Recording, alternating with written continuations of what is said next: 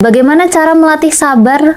Saya seorang Carvin Fair dari suami yang bipolar. Ya, jadi mengeluh itu kan juga berkaitan dengan ini ya, tidak mampu menerima kenyataan. Bersabar, sabar itu artinya apa sih? Sabar itu artinya mampu menerima kenyataan. Jadi terima dulu kenyataan. Terima dulu kenyataan bahwa memang kondisinya memang seperti itu. Itu diterima, karena kalau nggak terima ini ngeluh. Kalau nggak terima ini ngelawan. Semakin dilawan itu semakin kuat. Jadi rasa-rasa yang nggak nyaman itu diterima. Lalu dirilis. Kalau teman-teman di buku Repent sudah banyak petunjuk-petunjuk untuk merilis emosi negatif. Itu. Lalu sadari kenapa saya diizinkan mengalami ini.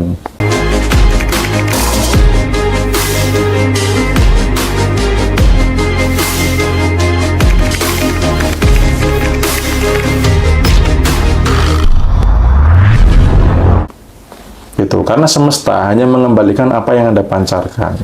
Anda perlu cek apakah saya ada luka masa lalu dengan Bapak, apakah saya terlalu maskulin dan lain sebagainya, itu dicek.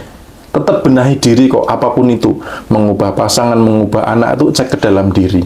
Ya, kemarin ada juga yang private ke saya, awalnya di awal-awal tuh kurang menyepakati statement saya di awal. Tapi saya baru jabat tangan, lihat sorot matanya, wah ini orang penuh dengan kebencian dan luka itu.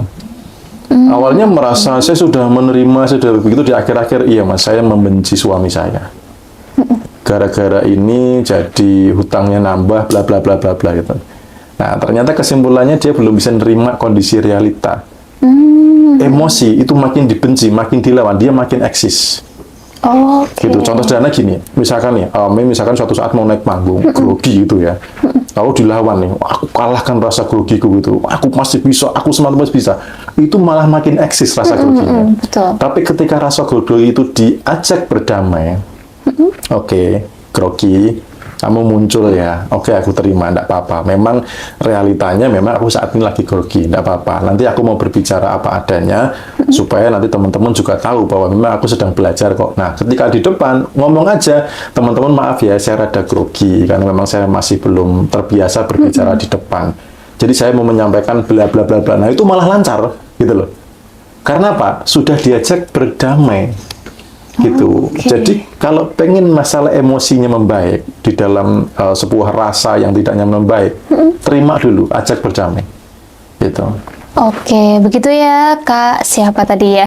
Diajak berdamai dulu ya rasanya agar itu sabar dan nggak jadi keluhan gitu ya Mas Bimo.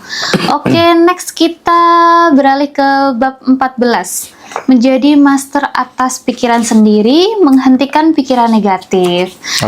Pertanyaan pertama, mengapa penting menjadi master atas pikiran sendiri, Mas?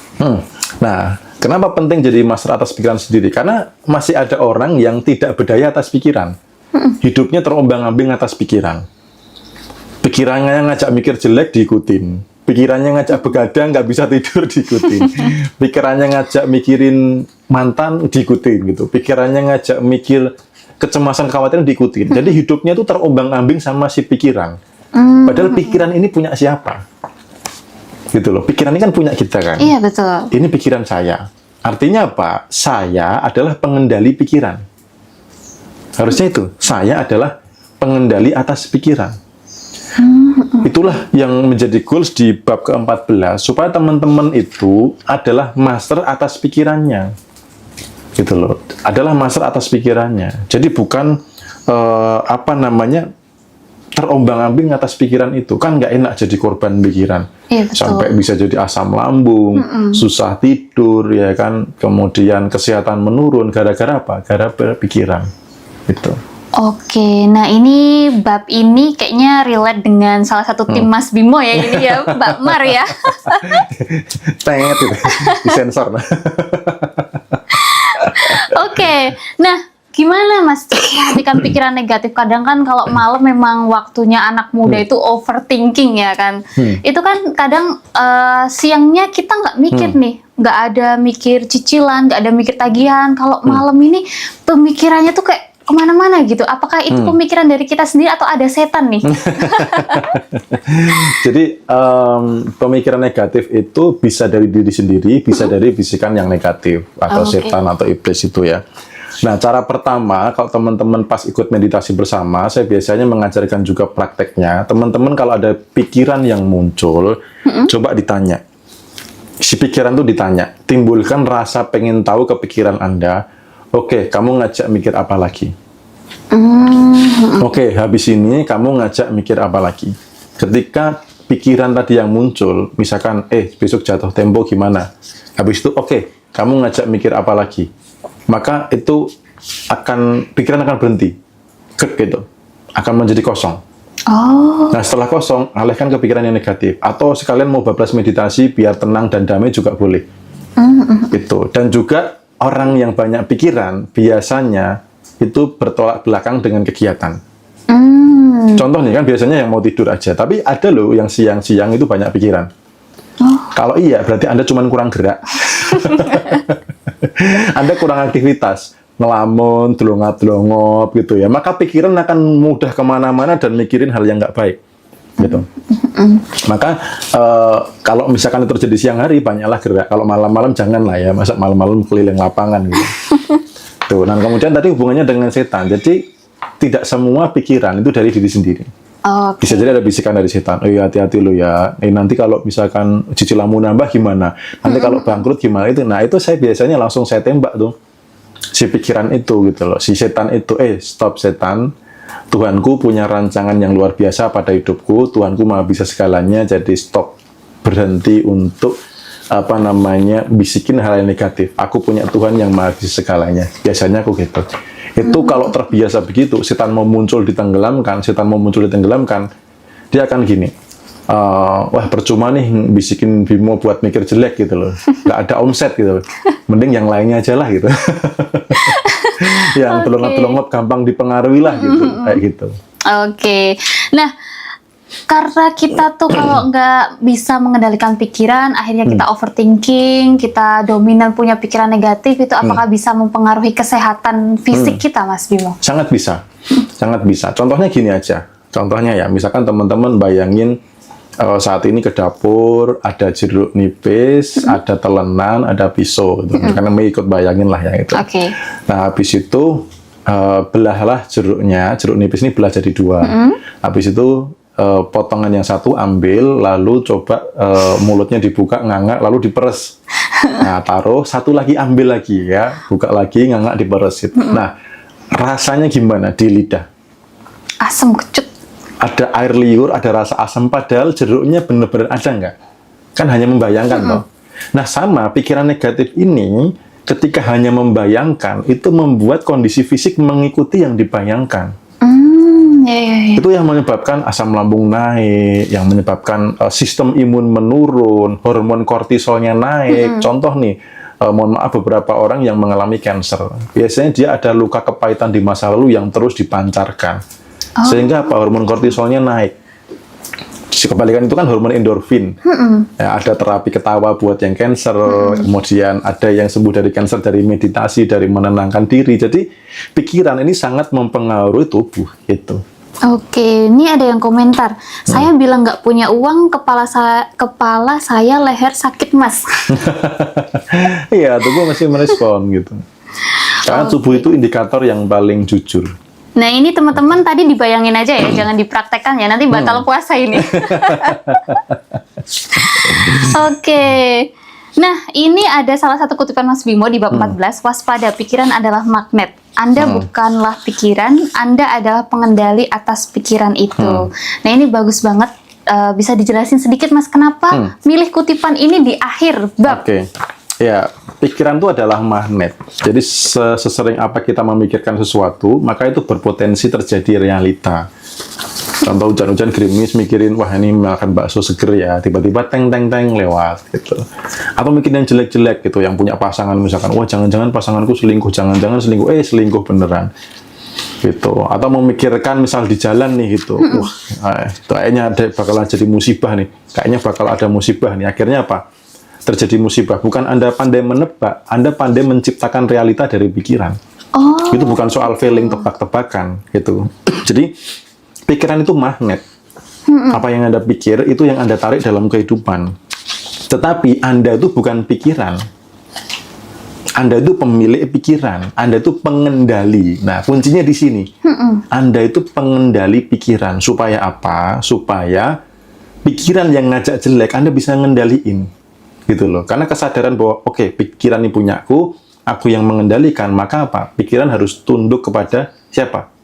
Bosnya dong. Kayak gitu. Betul. Oke, jadi tadi itu kalau yang buruk-buruk bisa dibilang bukan feeling ya Mas, tapi kita yang menarik gitu ya. Yang menarik. Bahkan gini, ada salah satu case orang yang pernah diramal buruk oleh orang lain, lalu pikirannya ini terus-terusan mikirin itu, dia sedang mencipta. Contoh kemarin ada yang diramal oleh salah satu temannya SMA yang katanya orangnya agak pinter gitu, dalam tanda kutip gitu. Dia bilang bahwa usia 40 tahun akan sakit-sakitan. Dan sekarang sudah usia 40 tahun dan betul sakit-sakitan. Ini temennya yang hebat, apa orangnya yang hebat? Orang yang sakit-sakitan ini yang hebat. Dia yang mau sepakat menaruh di dalam pikirannya bahwa yes, usia 40 akan sakit-sakitan. Jadi betapa bahayanya ramalan ketika pikiran menyepakati dan memikirkan itu. Jadi itulah pikiran itu sebagai magnet. Jadi hati-hati apa yang sering Anda pikirkan, karena itulah kehidupan yang sedang Anda tarik. Gitu. Oke. Nah, ini kita bacakan salah satu pertanyaan dari Kak Usila Rishop. Kalau mikirin cicilan, bagaimana cara mengubah ke positifnya, Mas? Ya, tadi di part pertama sebelum jeda istirahat, kita sudah membahas itu ya. Betul. Jadi, apakah dengan mikir cicilan selama ini lunas? Jadi, daripada memikirkan cicilan, itu kan Anda menghidupi masa lalu.